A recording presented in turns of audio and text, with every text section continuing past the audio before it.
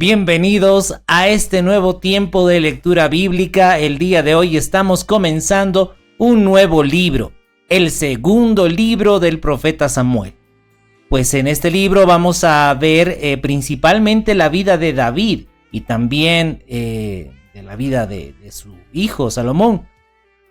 Pues bien, nos habíamos quedado en el anterior libro, en el anterior capítulo, que Saúl y Jonatán fueron muertos y muertos de una forma, principalmente Saúl.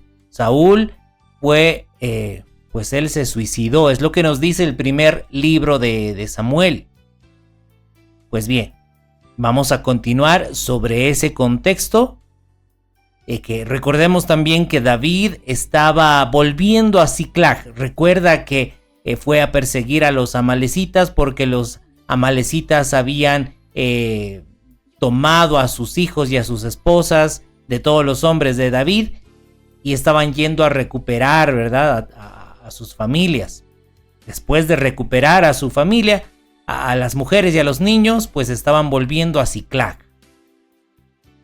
Bien, veamos entonces cómo empieza este segundo libro de Samuel. Nos dice: aconteció después de la muerte de Saúl, que vuelto David de la derrota de los amalecitas, estuvo 2 días en Siclag. Al tercer día sucedió que vino uno del campamento de Saúl, rotos sus vestidos y tierra sobre su cabeza, y llegando a David, se postró en tierra e hizo reverencia. Dice, y le preguntó David, ¿de dónde vienes? Y él respondió, me he escapado del campamento de Israel. David le dijo, ¿qué ha acontecido? Te ruego que me digas. Y él respondió, el pueblo huyó de la batalla, y también muchos del pueblo cayeron y son muertos. También Saúl y Jonatán su hijo murieron. Y dijo David a aquel joven que le daba las nuevas, ¿cómo sabes que han muerto Saúl y Jonatán su hijo? El joven que le daba las nuevas respondió, casualmente vine al monte Gilboa y hallé a Saúl que se apoyaba sobre su lanza, y venían tras él carros y gente de a caballo. Y mirando él hacia atrás me vio y me llamó, y yo dije, heme aquí, y me preguntó, ¿quién eres tú? Y yo le respondí, soy amalecita, y él me volvió a decir, te ruego que te pongas sobre mí y me mates, porque se ha apoderado de mí la angustia, pues mi vida está aún toda en mí. Entonces yo me puse sobre él y le maté, porque sabía que no podía vivir después de su caída, y tomé la corona que tenía en su cabeza y la argolla que traía en su brazo, y las he traído acá, mi señor.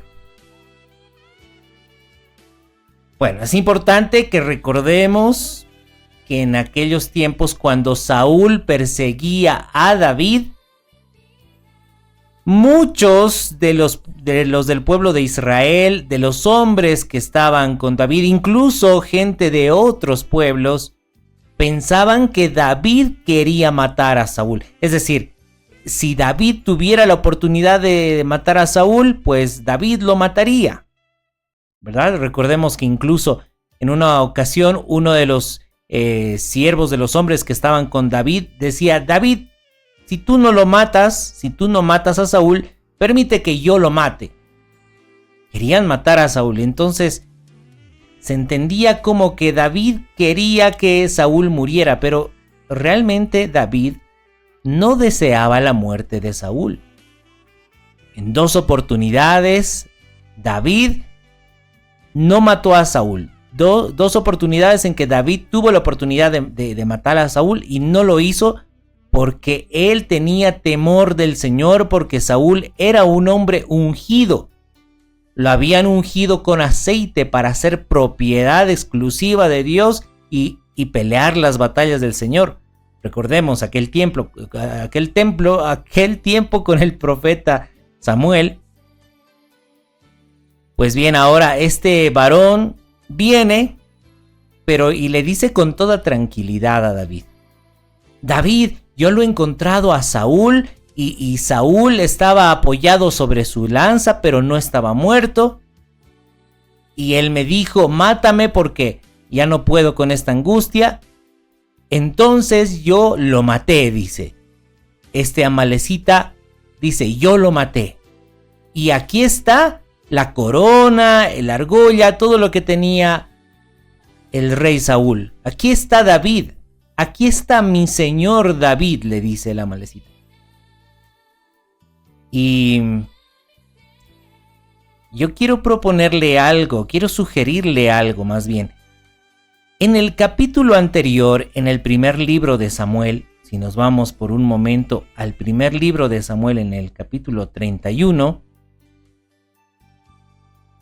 vamos a leer del verso 5. Dice, vamos a leer desde el verso 4. Dice: entonces dijo Saúl a su escudero: saca tu espada y traspásame con ella, para que no vengan estos incircuncisos y me traspasen y me escarnezcan. Mas su escudero no quería, porque tenía gran temor. Entonces tomó Saúl su propia espada y se echó sobre ella. Y viendo su escudero a Saúl muerto, ¿qué le parece? Viendo su escudero a Saúl muerto, es decir que Saúl ya murió, su escudero todavía estaba con vida, pero Saúl ya había muerto.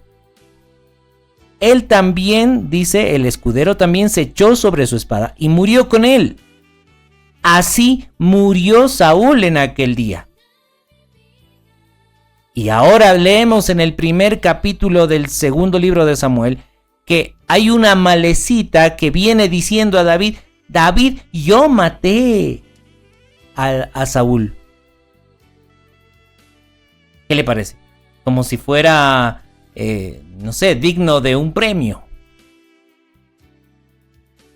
¿Qué le parece?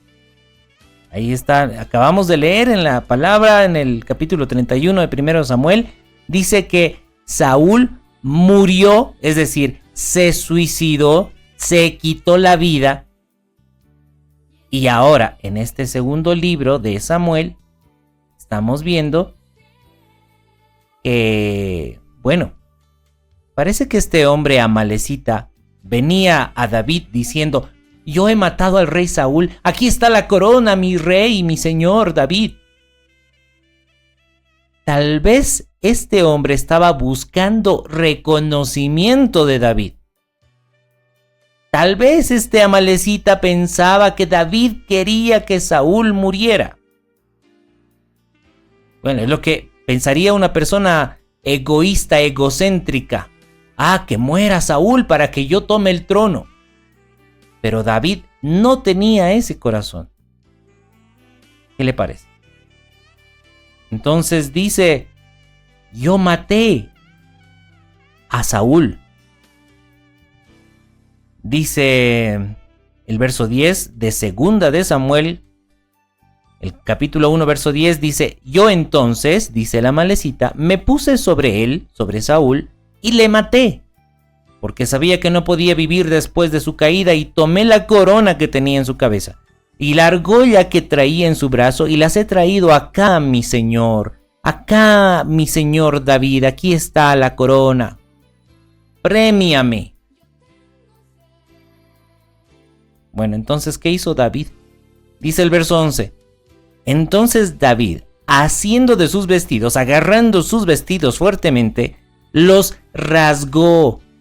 Y lo mismo hicieron los hombres que estaban con él.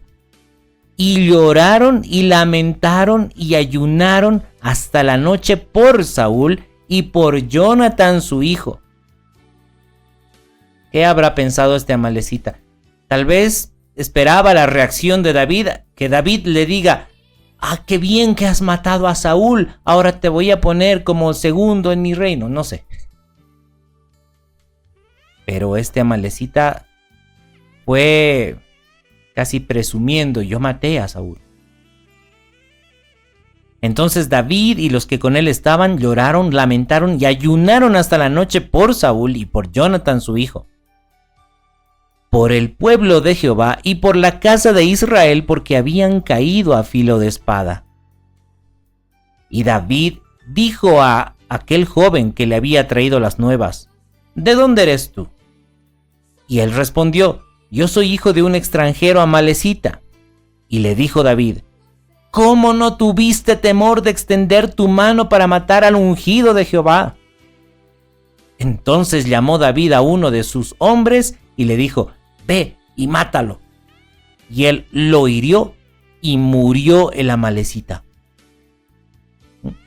Este amalecita, al parecer, estaba esperando un galardón, un premio por haber matado a Saúl, pero en vez de eso, David le gritó fuertemente, le dice: ¿cómo no tuviste temor de matar al ungido de Jehová? Entonces agarra, le manda a uno de sus hombres: mata a este amalecita, porque él está confesando que ha matado al ungido de Jehová. El verso 16 lo dice: David le dijo al amalecita: tu sangre sea sobre tu cabeza, pues tu misma boca atestiguó contra ti, diciendo: yo maté al ungido de Jehová. Probablemente haya sido solamente un invento de la amalecita, porque en el capítulo 31 de Primera de Samuel habíamos leído que Saúl murió cuando se echó sobre su espada. Y por mentiroso, este amalecita, buscando galardón tal vez, fue muerto. Murió porque con su boca atestiguó que mató al ungido de Jehová. Verso 17 dice: y endechó David a Saúl y a Jonathan su hijo con esta endecha. Endechar, es decir, se lamentó. Canciones de lamento, cánticos de lamento. Y estaba muy triste por Saúl y por Jonathan, por supuesto, por Jonathan. La muerte de Jonathan habrá impactado fuertemente la vida de David, pues lo amaba como a sí mismo. Jonathan era muy amigo de David. Eran como uno mismo. Entonces, dice que endechó David a Saúl y a Jonathan su hijo con esta endecha. Y dijo que debía enseñarse a los hijos de Judá, he aquí que está escrito en el libro de Jaser. Bueno, está hablando de una endecha, un cántico de lamento, y además aquí está mencionando algo. Está mencionando el libro de Jaser. ¿Qué le parece? Bueno.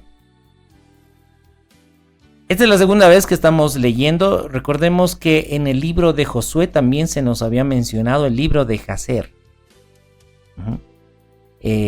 Cuando Gedeón peleaba contra los madianitas, ¿verdad? Bueno,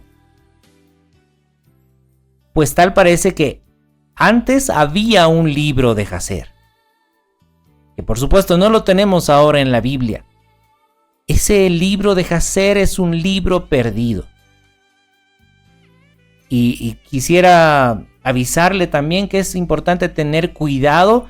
No se trata de simplemente buscar en internet el libro de Jaser y bueno, confiar de que lo que nos sale eso es el libro de Jaser. No, hay muchos libros inventados que le han puesto el nombre de Jaser. Por si acaso, el libro de Jaser es un libro perdido.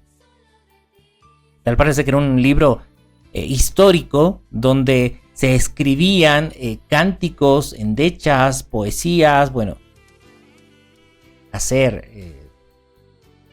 los justos, el justo.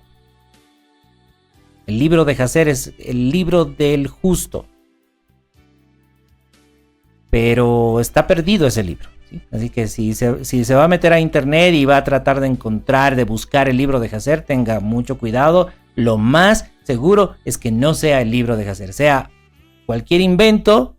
Han confeccionado varios libros y le han puesto como nombre el libro de Jaser. Muy bien.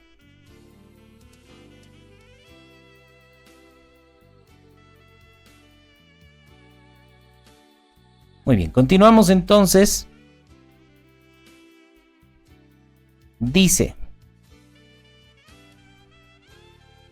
¿cuál era la endecha? ¿Cuál era el cántico de lamento? Dice así en el verso 19. Ha perecido la gloria de Israel sobre tus alturas. ¿Cómo han caído los valientes? No lo anunciéis en Gad, ni deis las nuevas en las plazas de Ascalón, para que no se alegren las hijas de los filisteos, para que no salten de gozo las hijas de los incircuncisos. Montes de Gilboa, ni rocío ni lluvia caiga sobre vosotros, ni seáis tierras de ofrendas. Porque allí fue desechado el escudo de los valientes, el escudo de Saúl, como si no hubiera sido ungido con aceite. Sin sangre de los muertos, sin grosura de los valientes, el arco de Jonatán no volvía atrás, ni la espada de Saúl volvió vacía. Saúl y Jonatán, amados y queridos, inseparables en su vida, tampoco en su muerte fueron separados. Más ligeros eran que águilas, más fuertes que leones. Hijas de Israel, llorad por Saúl, quien os vestía de escarlata con deleites, quien adornaba vuestras ropas con ornamentos de oro. Cómo han caído los valientes en medio de la batalla, Jonatán, muerto en tus alturas. Angustia tengo por ti, hermano mío, Jonatán, que me fuiste muy dulce. Más maravilloso me fue tu amor que el amor de las mujeres. Cómo han caído los valientes, han perecido las armas de guerra. Así decía el cántico de lamento que compuso David, el cual, como dice, también estaba escrito en ese libro perdido de Jaser. Y por supuesto aquí hace una mención especial a Jonatán. ¿Cuánto amaba David a Jonatán? Hemos visto, antes de que Saúl empiece a perseguirlo por toda la tierra de Israel, perseguir a David por toda la tierra de Israel, David y Jonatán tenían algo en común. Jonatán confiaba plenamente en el Señor. Cuando Jonatán estaba con su escudero cerca al ejército de los filisteos, donde habían miles de filisteos, Jonatán le dijo: consultemos al Señor. Si el Señor nos dice ataquen a los filisteos, vamos y ataquémosles, porque el Señor puede vencer con muchos o con pocos. Y Jonatán consultó. El Señor le dijo: vayan, ataquen a los filisteos. Entonces fue Jonatán y su escudero, solo 2 personas, y atacaron a los filisteos. El Señor les dio la victoria. 2 personas.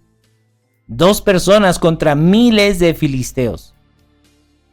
Y Jonatán venció porque confió en el Señor. Muy similar, o de la misma forma que David confiaba en el Señor.